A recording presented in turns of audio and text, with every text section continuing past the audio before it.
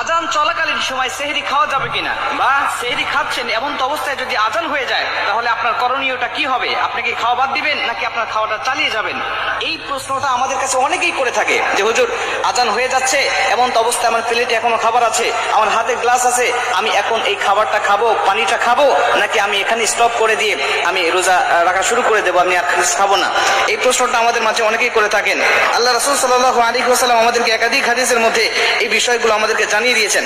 যেমন আম্মা জান আয়েশা রাদিয়াল্লাহু তাআলা আনহা থেকে একটি হাদিস বর্ণনা করা রয়েছে।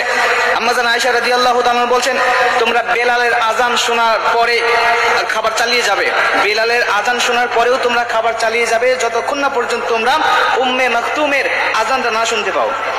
মানে হযরত বেলাল রাদিয়াল্লাহু তাআলা যখন আজান দিতেন তখন মানুষগুলোকে জাগানোর জন্য, সাহরি খাওয়ানোর জন্য, মানুষগুলোকে ঘুম থেকে জাগ্রত করার জন্য তিনি আজান দিতেন। তখন পর্যন্ত খাবে, কিন্তু যখন উম্মে মাকতুম আজান দিতেন ফজরের আজান, এই ফজরের আজান হয়ে গেলে তখন তো সুবহে সাদিক হয়ে যাবে, তখন তো ফজরের ওয়াক্ত শুরু হয়ে গিয়েছে, তখন আর এই মানুষটা আর সেহরি খাইতে পারবে না। যদি খায় তাহলে তার রোজাটা হবে না। এটা আল্লাহ রাসূল সাল্লাল্লাহু আলাইহি ওয়াসাল্লাম আবু দাউদ শরীফের হাদিসের মধ্যে তিনি হাদিসটা বর্ণনা করেছেন। তবে আল্লাহ রাসূল আমাদেরকে কিছু ছাড় দিয়েছেন। আল্লাহ রাসূল যেমন আবু দাউদ শরীফের 2350 নম্বর হাদিসের মধ্যে আবু হুরায়রা রাদিয়াল্লাহু তাআলা আনহু হাদিসটা বর্ণনা করেছেন। তিনি বলছেন, আল্লাহ রাসূল সাল্লাল্লাহু আলাইহি ওয়াসাল্লাম বলে দিয়েছেন যে যদি তোমরা আজান চলাকালীন সময় তোমরা খাচ্ছ, ওই ব্যক্তিদের উপরে দেওয়া ফরজ যাদের সম্পদ আছে এবং নির্দিষ্ট পরিমাণ সম্পদ আছে, বেশি সম্পদ আছে, স্বর্ণ অথবা রূপা।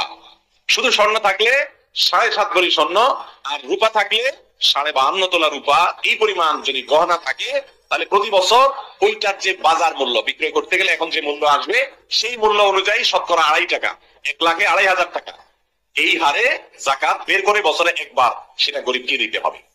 কথা কি বুঝতে পারছি? আর যদি নগদ টাকা থাকে তাহলে ওই যে রূপা 52.5 তোলা রূপা কেনার জন্য যে টাকা দরকার হয়, সামান্য কিছু টাকা হলেই আজকাল হয়ে যায়, 50,000-ও কম সম্ভবত, এই টাকা হলেই 52.5 তোলা রূপা কেনা যায়। 52 তোলা রূপা কিনতে যে পরিমাণ টাকা লাগে, যখন যে বছর আপনার কাছে টাকা আছে, বাজারে কি দাম আছে সেটা দেখে ওই পরিমাণ টাকা যদি আপনার ব্যাংকে থাকে, অথবা কাউকে হাওলাত দিয়ে রাখছেন, অথবা ক্যাশ আছে, অথবা দোকানে মালের আকারে আছে, যেভাবেই হোক ওইটা সম্পদটা যদি আপনার কাছে থাকে, যাকাত দেওয়ার মতো সম্পদ, এক বছরে একবার যাকাত দিতে হবে। বছরে কয়বার যাকাত দিতে হবে? অনেক মানুষ আছেন যে আমরা মনে করি গরিব, অথচ তার উপরে যাকাত ফরজ, কারণ 52 তোলা রূপার দাম সামান্য, এই টাকা আজকাল অনেকের কাছেই আছে। এই টাকা যদি এক বছর থাকে তাহলে একবার যাকাত দিতে হয়। যাকাতটা আমাদের সমাজে খুব কম মানুষ আদায় করে, দিতে চায় না, মনে করে সম্পদ সব আমার। এমন অবস্থায় মারা যায় যে তার স্বামী তার উপরে অসন্তুষ্ট রয়েছে, বৈধ কারণে স্বামীকে অসন্তুষ্ট করে যদি কোনো স্ত্রী দুনিয়া থেকে বিদায় নিয়ে চলে যায়, আল্লাহ নবী বলেন ওই মহিলার উপরে আল্লাহর জাহান্নাম অবধারিত হয়ে যায়।